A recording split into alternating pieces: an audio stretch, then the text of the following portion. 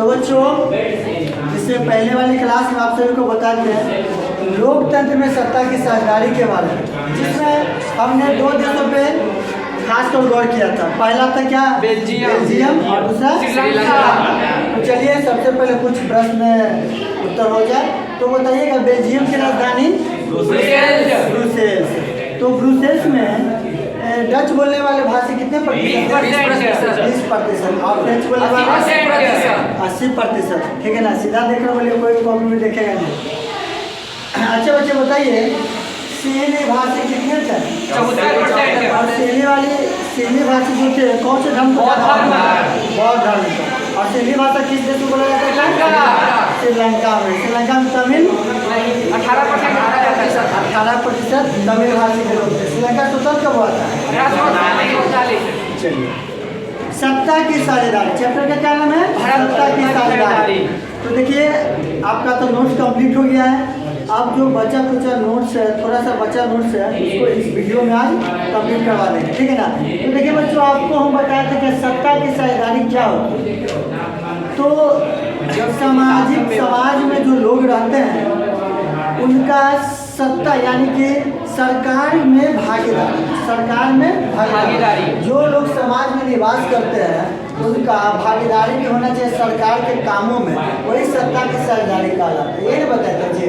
ठीक है, आपको ये भी बता दिया था कि भारत में सत्ता की साझेदारी कैसे है, यहाँ का सामाजिक विभाजन समझिए ना, यहाँ का नियम कानून कैसा है। फिर आपको बताते हैं संविधान के बारे में बताते हैं कि यहाँ का जो सामाजिक विभाजन है या जो भी नियम कानून है सब संविधान के मुताबिक चलता है। ठीक, आप लोग बताइए कि संविधान के जनक कौन है? भीमराव अम्बेडकर। और संविधान सभा का गठन कब हुआ था? 1946। चलिए बहुत बढ़िया। तो ध्यान दीजिएगा बच्चों, अगला टॉपिक क्या है? सरकार के स्तर। तो मैंने आपको बताया था कि सरकार 3 स्तर की होती है। सरकार कितने स्तर की होती है? 3 स्तर की होती है। कौन कौन? केंद्र सरकार, राज्य सरकार, स्थानीय सरकार। केंद्र सरकार, राज्य सरकार और स्थानीय सरकार। इसको आप लोग याद रखिएगा। हालांकि देखिए केंद्र सरकार, राज्य सरकार, स्थानीय सरकार, ठीक है ना। तो सरकार के कितने स्तर होते हैं? केंद्र सरकार पूरे केंद्र लेवल पे काम करती है। ठीक है ना। दूसरा क्या है? राज्य सरकार जो राज्य स्तरीय काम करती है, राज्य की देखरेख में काम करती है। और तीसरा कौन है? स्थानीय सरकार, जो कि स्थानीय गांव, मोहल्ला, जिला, प्रखंड सब के स्तर पे काम करती है। ठीक है ना। ध्यान दीजिएगा बच्चों, आपको मैंने बताया था क्या सरकार के अंग के बारे में। सरकार के कितने अंग है? 3। कौन कौन? विधायिका, कार्यपालिका, न्यायपालिका। हाँ जी, तो ध्यान दीजिएगा, विधायिका कानून बनाना है और कार्यपालिका कार्य करती है। जो भी विधेयक पास होता है, जो भी कानून बनता है, उस पर कार्य कौन करती है? कार्यपालिका।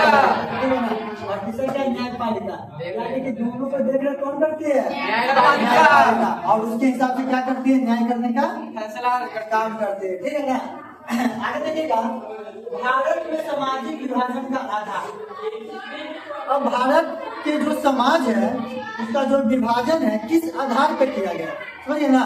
भारत में सामाजिक विभाजन का आधार, तो देखिएगा बच्चों, भारत में समाज का भाषा के आधार पर, भाषाई आधार समझते हैं ना जी, हिंदी और गैर हिंदी, राजस्थानी, तमिल, जो भी भाषा है, उर्दू, मतलब भाषा के आधार पे क्या सामाजिक विभाजन देखने को मिलता है ना जी। आप लोग देखिए कि कोई भोजपुरी बोलता है तो कोई मगही बोलता है, तो उसको हम लोग क्षेत्रीय भाषा के लिए लेते हैं। अब अलग अलग क्षेत्र के लोग, जैसे कि एक ही राज्य में रहते हैं, अब हम लोग भारत देश में रहते हैं तो भारत देश में हिंदी बोल रहे हैं। वही हम जब क्षेत्र की बात करेंगे तो बिहार में लोग क्या बोलेगा? गोंडवानी बोलेगा। राजस्थान में राजस्थानी बोलेगा, समझिए ना। गुजरात में गुजराती बोलेगा। यही ना होता है जी। तो वो क्या है? भाषा का विभाजन हो गया क्षेत्र के आधार पर, ये भाषा के आधार पर। जाति के आधार पे, सामाजिक क्या क्या होता है? जाति के आधार पे यादव, कोई यादव है, कोई ब्राह्मण है, कोई भूमिहार है। ठीक है ना। ये सब कैसा विभाजन हुआ? जातीय विभाजन है। समाज में सब देखने को मिलते हैं ना जी। और ये सब सामाजिक विभाजन के अंतर्गत आता है। भाषा, क्षेत्र, जाति और लिंग समाज में निवास कर रहे स्त्रियों और पुरुषों के बीच जैविक अंतर देखा जाता है ना जी, वही लिंग विभाजन होता है। कोई दिक्कत? आगे क्या है? धर्म को देखते हैं हम लोग, आए दिन दंगा फसाद होते रहता है हिंदू और मुस्लिम के बीच में, तो वो समाज का विभाजन है किस आधार पे? धर्म के आधार पे होता है, लड़ाई झगड़ा ये सब होता रहता है। इधर ध्यान दीजिएगा, संस्कृति सबका अपना अलग अलग, बिहार का संस्कृति अलग है, बंगाल का संस्कृति अलग है, ठीक है ना। नोट में क्या है? शासन दो प्रकार के, संघात्मक और एकात्मक। संघात्मक में दोनों शासन आते हैं, केंद्र सरकार और राज्य सरकार, समझे ना। लेकिन एकात्मक में कौन आएगा? केंद्र सरकार आएगा, यानी कि जो केंद्र कहेगा वही बात होगा ही होगा। लेकिन संघात्मक में क्या? केंद्र और राज्य दोनों को शामिल किया गया, ठीक है ना। इधर ध्यान दीजिएगा, रजनीश कुमार, प्रत्यक्ष लोकतंत्र क्या है और अप्रत्यक्ष लोकतंत्र क्या है? देखिए, प्रत्यक्ष करने का मतलब कि जनता खुद से वोट देकर जनता अपना सरकार खुद बनाएगी। लेकिन अप्रत्यक्ष लोकतंत्र में पता क्या होता है? हमारे द्वारा हम लोग मिलकर, जनता हम लोग है ना जी, हम लोग मिलकर एक सरकार का निर्माण करेंगे, मतलब अपना क्या प्रतिनिधि को चुनेंगे, और जो हमारे द्वारा चुने गए जो जनप्रतिनिधि होंगे वो सब मिलकर किसका निर्माण करते हैं? सरकार का निर्माण करते हैं। यानी कि इसका डिफिनेशन देखिएगा क्या? प्रत्यक्ष लोकतंत्र ऐसा लोकतंत्र है जिसमें जनता सीधे किसको चुनती है? सरकार को चुनती है, वो प्रत्यक्ष लोकतंत्र कहलाता है। जैसे सीधे से स्विट्जरलैंड, याद रखिएगा, स्विट्जरलैंड में कौन कैसा लोकतंत्र है? या प्रश्न पूछे इनमें से कौन सा देश में प्रत्यक्ष लोकतंत्र है? क्या कीजिए? स्विट्जरलैंड को दिक्कत अप्रत्यक्ष लोकतंत्र, ऐसा लोकतंत्र, ऐसा लोग जिसमें जनता अपने प्रतिनिधि के माध्यम से किसको चुनती है? सरकार को चुनती है। जैसे में भारत, अपना भारत, कोई दिक्कत? शासन का प्रकार का तात्पर्य, शासन के प्रकार, पहले हम देखते थे कि शासन के कैसे प्रकार होता है, इसको सिर्फ समझना। ये आपका बुक में नहीं, आप लोग बुक है, बुक का बाहर है, लेकिन हम समझ रहे हैं तो ज्यादा बेहतर रहेगा। तो शासन का प्रकार का तात्पर्य क्या है बच्चों? लोकतंत्र, तानाशाही, राजतंत्र, आप सभी को पता होगा, पहले से भी हम बता चुके थे क्या है कि लोकतंत्र में लोगों की भागीदारी होती है, लोग अपने से वोट डालते हैं, अपने जनप्रतिनिधि को चुनते हैं, और जो जनप्रतिनिधि चुना जाता है वो हमारे हित में काम करता है। यानी कि लोगों का शासन हो, जनता का शासन हो, उसे लोकतंत्र करता है। कोई दिक्कत? इसमें सेना का सरकार आता है।